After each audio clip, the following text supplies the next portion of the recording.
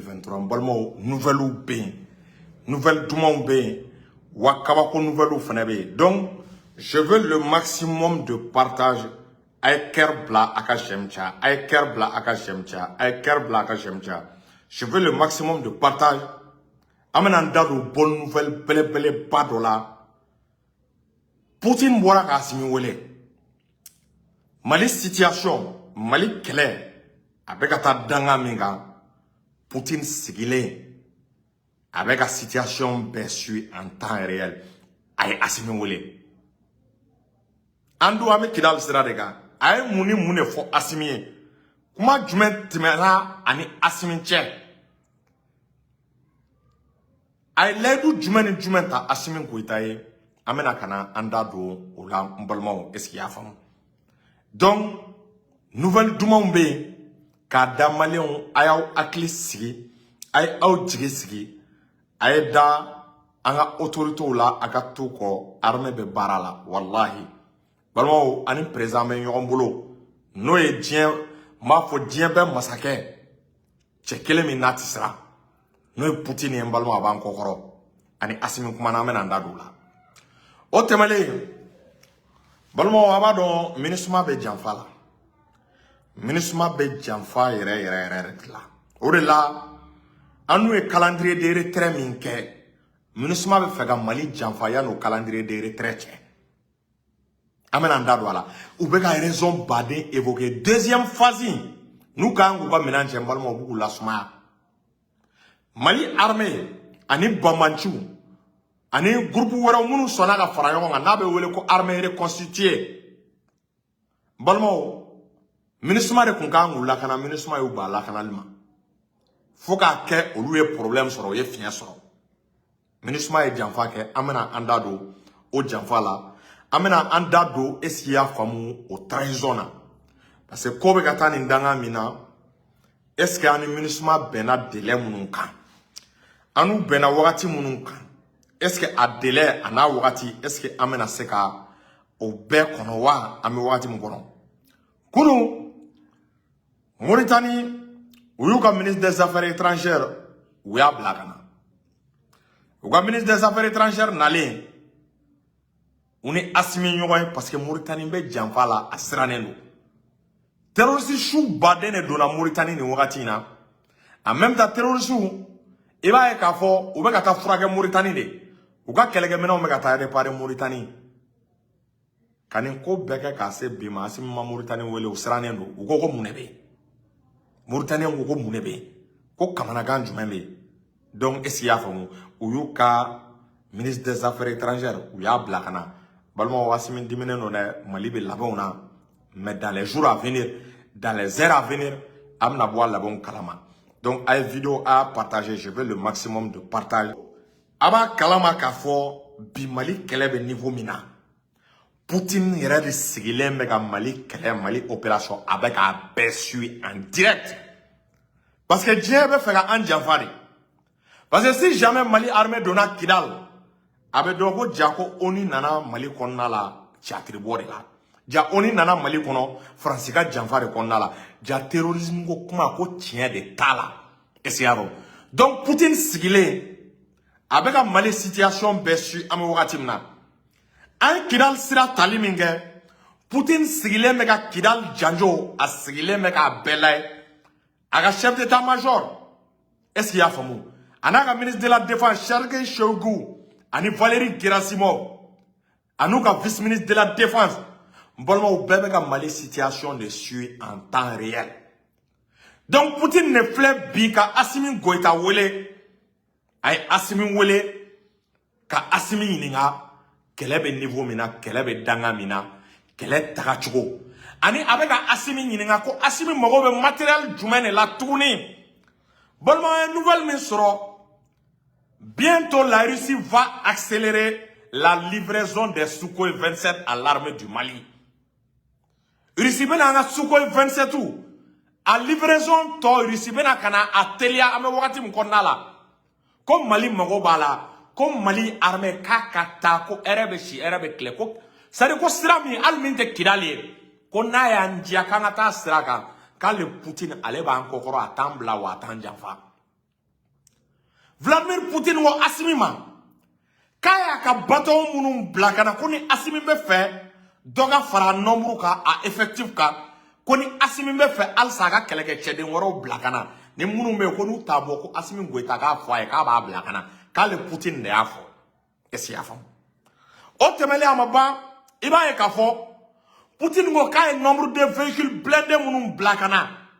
ko no ka soro abena do fara nombre de véhicules blindés ka ko ni Assimi mago be besoin mina ko Assimi nga exprimer kale de be Mali kokoro ko wakati Mali janfa ku ka blu kuna ko nu yelema koro ou yelema klebi ku ba le Poutine jolé soro Poutine ngo kale ordre dit aka satellite fin bien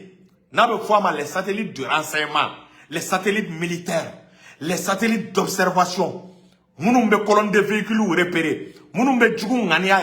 ko kobe Poutine ngo kale ordre dit ou ka be barake Mali kan Mali mago be information fin là comme Mali état-major ka se ka information be soro en temps réel Poutine au Iran est-ce qu'il y a femme na klibala maba Algérie Poutine yaga chembla na be fo mima le boucher de Syrie le général Sergei Chorovikin anana Algérie Mbolmo anana Algérie un mime ko irisiga navire de guerre blé badoka apostera Algérie irisu bena le déploiement ou ka avion munu na be fo ma Sukhoi 57 ou ka avion munu na be fo ma ko MiG 35 ou ka avion munu na be fo ma ko MiG 29 irisi bena déploiement ke Algérie territoire ka Sergei Chorovikin allez de irisu ka commandant en force est-ce qu'il y a famou des commandants en chef des forces aérospatiales ou ka force ou febe kele ke sanfela la o nyemogo ba ou ya blakata Algérie atara Algérie iba e ka fo ay jatemina o ke avion rusika avion mi se ka décoller yoro la ka bombardement ke Mali kono Niger ani Burkina pour que ka se ka terroriste ñini iba e ka fo Sergei Chorovikin anana ko bara de ke ko cible ni a piste d'atterrissage ka be jatemine donc Algérie de retenu follow comme il a fait la base qui va abriter les Sukhoi 57 russes. Poutine me fera passer à la vitesse supérieure. Parce que Poutine m'a dit, ou bien Djanfami labe Malikama. Poutine m'a dit, au ministre Tagato, ou bien faire des coups à Kolato Mali armée la wala ou tisse. Ou bien faire Tagato, kouka keleke menon, ka transférer sema mougo ma me ou tisse. Ou Poutine nyesranye de kama. Aba kalama o rebe ka ke sababu Algérie be ka ifarfaga o rebe ka ke sababu Algérie be ka dobo mo no soutenir la Poutine ne consigne di Algérie ma ko si jamais ay Algérie signé ou be ka Algérie daye avec sema mo deme Poutine ngo ka ba ka demetke ay kelege mina fa be lay ruta na bana fa Algérie ma ka ba betke Mali kelen kama e mbalma obi asemeni Poutine kuma na beki akliski beki jigisi kidal situation ye Bolo a blau kunaka a baraka nogo iko jiminta. Kidal situation a baraka nogo iko jiminta. Esi ya famu. Donc on stratégie là, koni samabe mogo minye fe, ko gominti kushi. Bolo ministre de fleb bi ka janfa belebele ba de takanye shi Mali armée ma. Abado, uni Mali armée bena plan de retrait mina. Kidal kan namadi Mali armée ma soit le 30 ou bien Kidal Kamedi Mali armée ma le 15. Oh, iba e ka fo ministre nana mumbara de kesisa. Iba e Mali armée dimindo sema la, un sema bunde, à l'heure où je vous parle, Mali avion me ka kabako da sema ka mouka, est-ce qu'il y a comme Kidal na alentour là, Anefis na alentour là. Ali hier, ou ka douguden dobe ko village d'Amasan, au Amasan, anga Sukhoi nanga albatrosu ye shuko terrorisu no dongoche uma kologolo fagalida sema ka mobluka anga avion ko lu nyetana de ko ka véhicule équipé 17 là ou bien ka véhicule équipé arme lourde là ku mana arme lourde fe anga pilote kalga ya ku ba be jiginga be bo barala et c'est afam donc il y a eu des frappes aériennes intenses aux alentours de Kidal donc sema yebe mune la sisa Mali armée bena progresser. Abena ta Kidal, Sarakatala. Mais Mali armée tɛ se ka girin ka teliya ka taa parce que bɛnkan a y'a ka kumakan de di MINUSMA ma. Kumakan de b'a ni MINUSMA cɛ. U ye plan de retrait de bɔ. O plan de retrait la. Donc n'aw hakili b'a la accord d'Alger. MINUSMA de y'a garanti dɛ. Accord d'Alger la ko armée reconstituée. Ko Mali sarasiw ani banbagaciw ani Gatia ni MSA ninnu k'u bɛɛ ka fara ɲɔgɔn kan ko ka kɛlɛkɛcɛ dɔw bɔ à peu près cɛ 200 ɲɔgɔn. O cɛ 200 ko ka olu bila ka taa Kidal ko bɛ kɛ armée reconstituée. Ko n'u taara Kidal u ma sɔn k'an ka contingent ɲɛnama tɛ don dɛ. Ko n'u taara Kidal k'u ka sécurité bɛ MINUSMA de bolo. Ko MINUSMA de kan k'u sécuriser. Ko MINUSMA de kan ka u lakana parce que cɛ 200 yɔrɔ a b'a dɔn olu tɛ se ka sur le plan sécuritaire u tɛ se ka fɛnba kɛ. Mais c'était symbolique. MINUSMA ye ordre di k'a garanti ko kan min bɛ kɛ yen u bɛ kan sécuriser u bɛ kan lakana. Ɔ balima an bɛna bɔ mun de kalama MINUSMA ka janfa la bi. I b'a ye k'a fɔ SEMA bi la SEMA bɛ ka fɛn sugu bɛɛ de kɛ armée malienne. An bɛ fɛ ka progression min kɛ Kidal pour que progression in ka ralenti progression in kana se ka kɛ Mali armée kana se k'i kunda Kidal kan. Donc hakili nana jigin ko armée malienne ka 200 éléments bɛ Kidal. Donc ko 200 éléments in u kun hakili la k'u bɛ fɛ ka taa olu ta k'u kɛ otage ye. U kun hakili la n'u taara olu minɛ sisan. Donc armée malienne tɛna sɔn ka avancer parce que u bɛna fɔ k'u ye Mali ka 200 éléments minɛ. Ko ni Mali ma c'est-à-dire ko ni Mali ko k'a bɛna kɛlɛ kɛ ko 200 éléments ko ni Ala ma jan kɛ est-ce y'a faamu ko kana olu sɔrɔ problème kana olu sɔrɔ olu yɛrɛ dɔw ni kana to a opération senfɛ. Donc bi journée kɔnɔna la kabini sɔgɔmada Mali armée bɛ kan min na n'o ye kan 1 Kidal u taara kan encercler u n'u ka cɛdenw u taara ka kan encercler ka kan lakori. Bon alors que a dun fɔra comme MINUSMA de kan ka est-ce y'a faamu Mali ka golomasiri tabagaw k'aw protéger. Pourquoi k'u protéger? Parce que Mali ka cɛ 200 de bɛ wa o cɛ 200 la fo an ka fɛn dɔ faamu à peu près 100 ou bien 111 i b'a ye k'a fɔ MINUSMA bɔra ka communiqué dɔ kɛ k'a déclarer ko si jamana situation sécuritaire bɛ cogo min na k'ale bɛ yɛrɛ ɲinitɔ est-ce y'a faamu ko pour des raisons humanitaires ko adamadenya yɛrɛ hinɛ kama k'ale filɛ ko ka Mali ka sarasiw 111 personnes k'ale filɛ ko ka olu bisimila a ka kan kɔnɔ. Yan'o cɛ Mali armée yɛrɛ communiqué kɛ i b'a ye k'a fɔ k'a yira k'a fɔ k'olu ka sarasiw u ka kɛlɛkɛcɛw k'olu bɔra est-ce y'a faamu Kidal kan 1 kɔnɔ k'u taara MINUSMA ka kan kɔnɔ. Donc MINUSMA de bɔra ka communiqué wɛrɛ kɛ k'a yira o communiqué kɔnɔna la est-ce y'a faamu ko Mali ka kɛlɛkɛcɛw ko ale reçoit à 111 alors que 200 éléments de don a ye nin lamɛn dɛ. Cɛ ye cɛ 200 ou bien 200 ni dɔɔni. On cɛ 200 ou bien cɛ 200 ni dɔɔni. On ko 111 ko ale olu reçoit ka communiqué la ko pour des raisons humanitaires. O tuma cɛ tɔ ninnu taara min? O tuma cɛ tɔ ninnu taara min? O tuma ou bien soit sur les 200 éléments o tuma SEMA ka mɔgɔ minnu b'a la olu bolila ka taa SEMA fɛ de wa? N'olu bolila ka taa SEMA fɛ MINUSMA ka bɔ ka o fana ɲɛfɔ an ye. Bon an bɛ nin bɛɛ la o Mali bɛ ka MINUSMA lakana ANEFIS Mali bɛ ka MINUSMA lakana AGELOC Mali bɛ ka MINUSMA ka convoi lakana pour que u ka bɔ Mali kɔnɔ. Pourquoi MINUSMA fɛnɛ ko Mali ka élément caman tɛ Kidal pourquoi MINUSMA a yɛrɛ ye a kumakan min di munna MINUSMA m'a ɲini ka Mali armée sécuriser Kidal pour que juguw kana se ka don juguw kana se k'a fɔ k'u bɛ Mali armée ka kan encercler Kidal. Nin ko bɛɛ bɛ ka kɛ MINUSMA sigilen ɲɛna. Nin ko bɛɛ bɛ ka kɛ Algérie sigilen ɲɛna. Nin ko bɛɛ bɛ ka kɛ Mauritanie sigilen ɲɛna. Olu de dun bɛ dabarabaya ni nɛnbarabaya la tuma o tuma u bɛ boli ka na est-ce qu'il y'a faamu k'olu bɛ na les médiations na k'u bɛna kɛlɛ ɲɛɲini k'u ka kɛlɛ fɔ k'a ban ani ninnu cɛ. Donc o de la bila côté anw sigilen ɲɛ bɛ risque dɔ la. An bɛ nin contexte min na sisan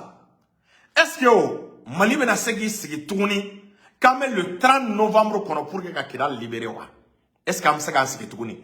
Ça sent bien que SEMA ka mɔgɔw banalen don bi parce que la SEMA veut gagner du temps. Bi SEMA jigi bɛ temps de kan. Bi SEMA jigi bɛ est-ce qu'il y'a faamu ka temps dɔ sɔrɔ kalo 5 ɲɔgɔn pour que a ka cɛ minnu banala ka olu furakɛ a ka kɛlɛkɛminɛn minnu tiɲɛna ka taa olu dilan Mauritanie pour que a ka renfort ka se ka na. Donc la SEMA a besoin d'un minimum de 5 mois. SEMA mɔgɔ bɛ kalo kalo duru ka se kalo woro de la est ce qu'il y a comme donc no kalo duru kalo woro soro wa soro ko politicien munun be Mali la Bamako ya olu be wuli ka manganti ni do ma fo ku be marcher e ba do be manganti ka ngana keleke ka balmo de be kidal ou be obeta fo est ce qu'il y a comme ko angam kanga sarasi do be kidal ko na antora ka keleke ka me olu exposé donc à l'heure où je vous parle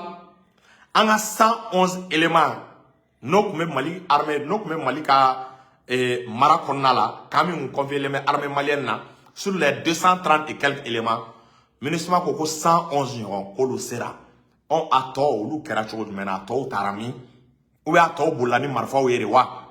bon ni ni mbara kele ministre de ma ijo ajoro la bon anti ka da ministre la est ce que mon mama c'est Mali ka ministre ka départ anga segna calendrier revoir parce que ni clef lina ni mois d'octobre ina il va kabri le 28 le 29 septembre il va être salid ni agelo kanguka nga di ministre e janfa jumeneke ministre nana ka janfa konna la ako ko no ko ni kandira ama est-ce qu'il y a famu ko problème dobe ko na le ka ale mana kanisa ko jom na ale ka sarasu escorté donc contingent tchadien o debe agelo tesalid ale ni kidal kangono on Tchad de go ku ga to ko lu ga renfort de be kana ku ga renfort be kana ko kanka nga di Mali ma délai mi ngono ko ka délai reporté anyebe Tchadien on ga janfa la on sema be kan janfa de profiter ko ta Mali armée attaquer nga 200 éléments donc ni ma ira ka fo vraiment et munissement dana mogote ni ma ira ko armée ka plan B labé anga munissement suit anga na sigi kan ko lay c'est-à-dire an we délai mi fara ko prolongation anga na au délai kono tukunu parce que amega la sema veut coûte que coûte tout faire pour que ka temps ne soro aka se ka doni minanwe aka se ka chew la ba aka keleke chew anaka mo munu banala aka se ka olu frage donc an ma ngore tandama imagine ay tandu ngadro ou flé kata Mali armée kata o ka position ko beta fien est-ce qu'il y a bon ko beta gele ata kala se oluma donc balmo situation mais niveau de là o temele ba ka fo Mauritanie ou ka ministre des affaires étrangères blagana Mali kono kunu nana parce que Algérie ani Mauritanie bi ni jamana flash watu bolo abaro ko Mali tigi kangarda nunu etuna Mali be ka terroriste borondore ka terroriste bunte Mauritanie ni Mali frontière Algérie ani Mali frontière donc tellement nga me ka tigi ka terroriste la ku halaki Mauritanie ya yesisa ni man kolosi kana coopération kantelia kana coopération demander Mali ni Mauritanie tche ni alama ja coopération do soro ko terroriste do yere commencer ka do Mauritanie ka munu me ka Mauritanie toro ali bi iba ka fo ne ka mo do yin wele ka o information dia esiafam donc o ba ira ka fo Mauritanie deselen do bi Mauritanie stranen do bi Mauritanie bolla kana kale ni asiminga je ka barake surtout nyeba ni Russie ka coopération tobe ka renforcer boni alama jange terroriste de minata Mauritanie sengen terroriste de minata Algérie sengen o olu dun Mali a demandé à wakati jamo kanga je kambolo di nyoko maka terroriste kele u banendo donc balmo ayebe situation na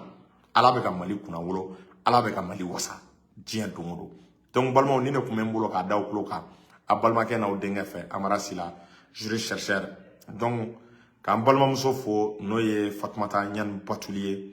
abeka bara munu ngeni wakati no de ka école de demain essayer afan ko musaka kola ko sega école minan soro ko sega tenu soro pour que ko ta école sola abeko bara minke amba fo ola ka wura duzus fo al sabe fantaw de mali mununa essayer afan ka Mali sengo na dongo tigila mo be fo ka be barkada donc ka be akli jigin al sama nga studio barala studio aminon a matérielu daga gele donc ni mo munum sega ndeme abedjan an tsunami ka matérielu san an yoro soro a teme tuguni bientôt anga émission abna studio kono donc ni mi me fait kan deme iban contacter salam alaikum